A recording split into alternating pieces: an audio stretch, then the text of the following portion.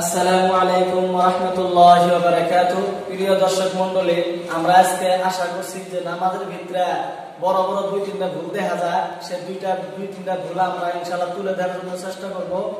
আর আপনারা ভিডিওটা পুরোপুরি দেখবেন, তাহলে আপনারা এই ভুল দুই তিনটা দেখতে পারবেন আর বুঝতে পারবেন। দেখেন, সর্বপ্রথম ভুল হলো নামাজের ভিতরে যে আমরা যখন মসজিদে নামাজ পড়তে আসি, তো আইসে দেখি যে ইমাম সাহেব নামাজ পড়াইতেছে মুক্তাদিরদের নিয়ে। ইমাম সাহেব কিংবা রুকু থেকে চলে গেছে, কিংবা সে তাশাহুদের পড়ে গেছে, কিংবা সিজদায় গেছে। উদাহরণস্বরূপ ধরে নেন, ইমাম সাহেব রুকুতে আছে, ধরুন ইমাম সাহেব আর মুক্তাদির রুকুতে আছে, আর আমি যখন মসজিদে আসলাম নামাজের জন্য, আমি এসে দেখি যে ইমাম সাহেব আর মুক্তাদির রুকুতে চলে গেছে। আর আমি এসে কি করি, ফট করে আমি এসে নিয়মটা না বাইনা ডাইরেক্ট রুকুতে চলে যাই, ডাইরেক্ট আইসা রুকুতে চলে যাই এভাবে। তাহলে যদি প্রথম তাকবীরে তাহরিমা যদি না বাঁধি, তাহলে ইমাম সাহেব আর বাকি মুক্তাদিরের নামাজ তো হয়ে যাব, কিন্তু আমি যে তাকবীরে তাহরিমা বাঁধিলাম না, সেই কারণে আমার নামাজটা মোটেই হবে না। এটা হলো এক নাম্বার ভুল।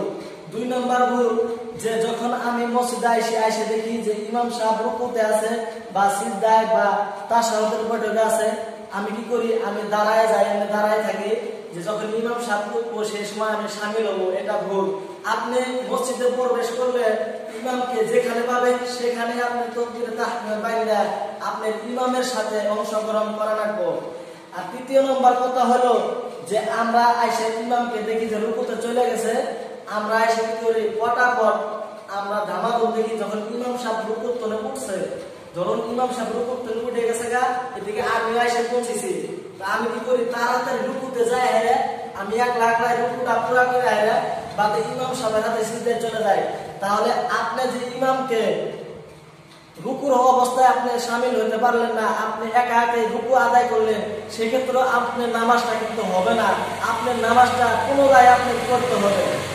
তো বোঝা গেল যে এই দুই তিনটা ভুল আমরা ইনশাআল্লাহ আজ থেকে যারা আমরা করছি, যারা জানি না, আমরা ইনশাআল্লাহ জানার চেষ্টা করলাম, আমরা বলে দিলাম, আপনারা ইনশাআল্লাহ আমল করবেন।